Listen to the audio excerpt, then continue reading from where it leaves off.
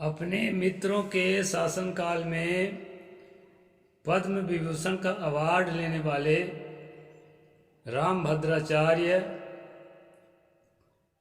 ये कहना चाहते हैं कि डॉक्टर भीमराव अंबेडकर को संस्कृत का ज्ञान नहीं था और मनुस्मृति के विषय में वो कुछ भी नहीं जानते थे। इसलिए 25 दिसंबर 1927 को उन्होंने सार्वजनिक रूप से मनुस्मृति का दहन किया और उनके प्रमुख अनुयायियों में से एक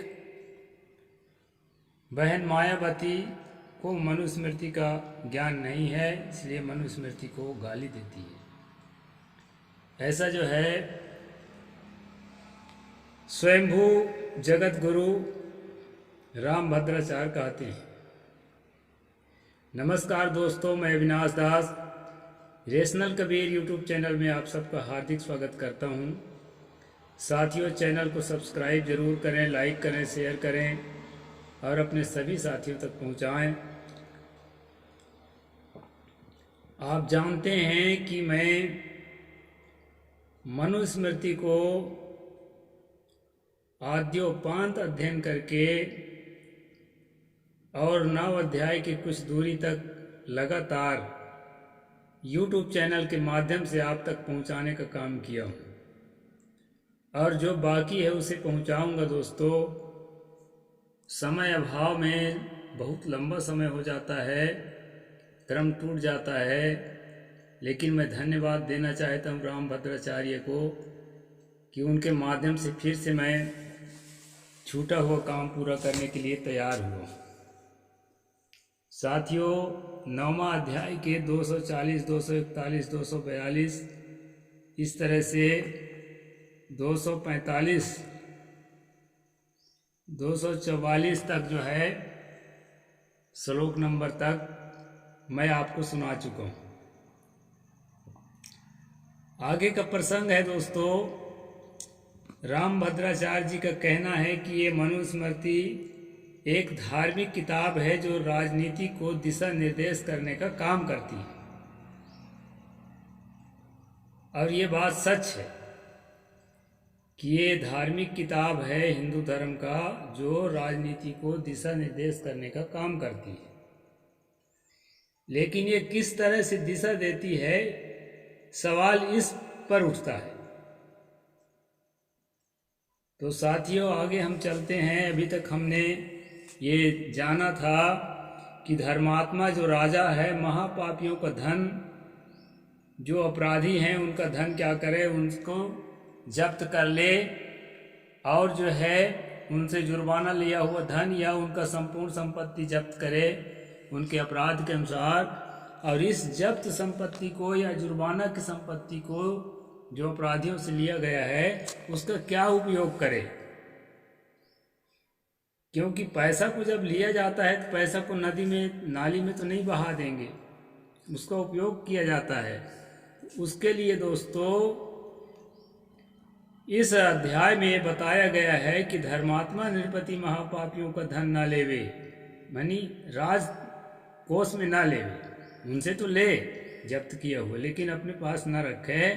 तो क्या करे दोस्तों, पापियों को धन ना लेवे, क्योंकि उसी के पाप के भागी होते हैं। जो राजा अपने राजकोष में जुर्माना का धन और जब्त किया हुआ धन उपयोग करता है, कर वाला उपयोग से अपना राज चलाए, ठीक है, लेकिन अपराधियों से जो जब्त किया हुआ धन है या उनसे जुर्माना लिया हुआ धन है उसका राजकोष में उपयोग न करे, क्योंकि वो धन के साथ पाप होता है, ऐसा मनु का कहना है। अब इस पाप को पचाने की क्षमता किसमें है दोस्तों, आगे वाले श्लोक में बताते हैं। ईशो दंडस्त वरुणो राज्ञा दंडधरो हि सह, ईशः सर्वस्त जगतो ब्राह्मणो वेद पारगः।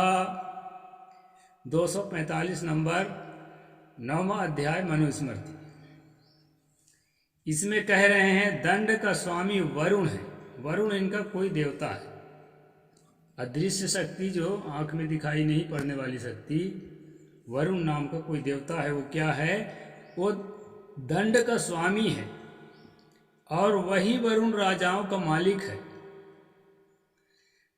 और वेद पारंगत ब्राह्मण संपूर्ण जगत का स्वामी है। वरुण तो केवल जो है राजाओं का स्वामी है, दंड का स्वामी है और वही राजाओं का स्वामी है। लेकिन जो वेद पारंगत ब्राह्मण है, जो कर्मकांड का अच्छा ज्ञान रखते हैं, स्वाहा स्वाहा करने का पूरा मंत्र जानते हैं और अच्छी तरह से किस काम को कैसे करना है, कि किस पशु को कैसे बलि चढ़ाना है, कैसे चर्बी निकालना है, किस खूंटा में किसको बांधना है, इस प्रकार के उस समय जो यज्ञ होता था उसके पूरा विधि विधान को जानने वाले ब्राह्मण को वेद पारंगत ब्राह्मण कहा जाता था। तो जो वेद पारंगत ब्राह्मण है, मनु जी का कहना है कि वो संपूर्ण जगत का स्वामी होता है और संपूर्ण जगत में वरुण भी आ गया, यानी वरुण का भी मालिक है। इसलिए जब्त किया हुआ धन, अपराधियों से जब्त किया हुआ धन और जुर्माना में आया हुआ धन उस वेद पारंगत ब्राह्मण को दे देना चाहिए। ये मनु जी का राय है। तो साथियों, आप अपनी तरफ से जो है कमेंट सेक्शन में ज़रूर लिखना कि ये राय ठीक है कि विचारणीय है कि कम ठीक है कि गलत है। मेरा इसमें अपनी ओर से कोई राय नहीं है। यत्र वर्जयते राजा पापकृत भयो धनागमम तत्र कालेन जायन्ते मानवा दीर्घजीविनः निष्पद्यन्ते चास्यास्यानि यथोक्तानि विषां पृथक् बालश्च न प्रमीयन्ते विकृतं न च जायते। ये 246 और 247 श्लोक नंबर अध्याय 9 मनुस्मृति। जहाँ का राजा पापियों का धन को नहीं लेता है, अपने लिए नहीं लेता है, मतलब राजकोष में नहीं लेता है, वेद पारंगत ब्राह्मण को दे देता है, वहाँ क्या होता है दोस्तों? वहाँ समय से दीर्घजीवी मनुष्य पैदा होते हैं। ओहो, इतनी ताकत आ जाती है उस देश में कि लंबे समय 100, 200, 500 साल भी जिंदा रहने वाले मनुष्य वहाँ पैदा होने लगते हैं, जहाँ वेद पारंगत ब्राह्मणों को जब्त किया हुआ और जुर्माना में लिया हुआ धन को दे दे तो।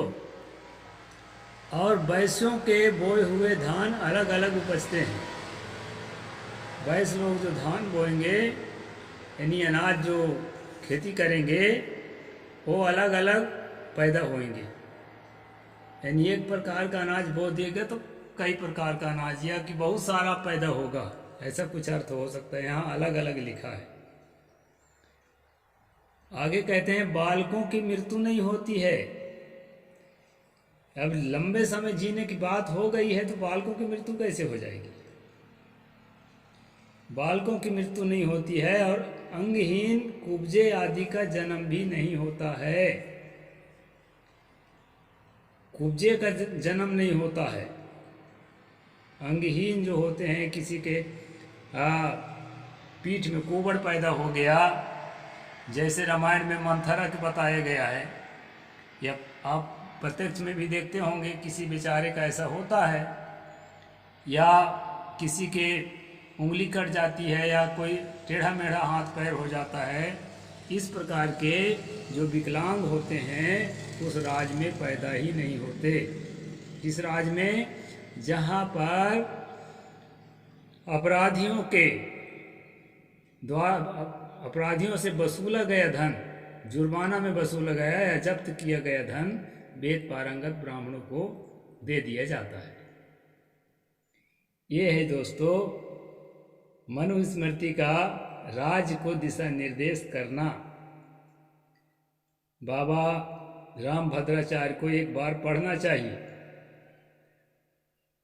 वो ब्रेन लेटर पढ़ते होंगे, क्योंकि आजकल ब्रेन लेटर का ज़माना है। जिनके नेत्र नहीं होते उनके लिए दोस्तों विज्ञान ने एक शोध किया है, ब्रेन लेटर का, जिसको जो है ब्लाइंड लेटर कहते हैं, वो हाथ से उसका स्पर्श करके पढ़ा जाता है। मैं ब्लाइंड स्कूल गया था मनेंद्रगढ़ में, वो सब देखने के लिए, उसको अच्छी तरह समझने के लिए दोस्तों। तो मैंने देखा है कि वो सब कुछ पढ़ सकते हैं बिना आँख के। तो इसी तरह पढ़ते होंगे ऐसा उम्मीद है, क्योंकि उनके नेत्र बचपन से नहीं है। अच्छे विद्वान हैं, लेकिन भावना मनु की भावनाओं से ओतप्रोत है, यही थोड़ा सा कम ठीक है, निष्पक्ष नहीं है। तो साथियों, मैंने आपको बताया कि यहाँ मैंने 3 श्लोक पढ़ा है। 3 श्लोकों के माध्यम से मैंने बताया कि जो अपराधी है उसको अपराध का दंड देना चाहिए, उससे जुर्माना लेना चाहिए। बड़ा अपराध है तो उसकी संपत्ति जब्त करना चाहिए राजा के द्वारा या जज के द्वारा, और जो है उस संपत्ति को राजकोष में यानी कि वित्त विभाग में जमा नहीं करना चाहिए, क्योंकि उस धन के साथ पाप होता है, और वो पाप जो है देश में कई तरह के जो है तबाही का कारण बन सकता है। जैसे कम उम्र में लोगों का मरना और विकलांग पैदा करना, अन्य का बराबर उत्पन्न नहीं होना इत्यादि हो सकता है। यदि राजा ऐसा करता है तो क्या है कि दंड का देवता वरुण है, और ब्राह्मण जो है संपूर्ण जगत का स्वामी है। उस दंड रूपी धन को जल में प्रवेश करा के वरुण देवता को दे देवे, अथवा वेदज्ञ सच्चरित ब्राह्मण को दे देवे। यानी जल में डाल देने से तो कोई काम का नहीं होगा, इसलिए कहा जल में न दे करके वेद परंगत ब्राह्मण को दे देना चाहिए, ताकि वो अपने घर में अपना घर चला सके। तो दोस्तों, ब्राह्मण के घर चलाने की बहुत बढ़िया व्यवस्था मनु महाराज ने अपने किताब में दिया है।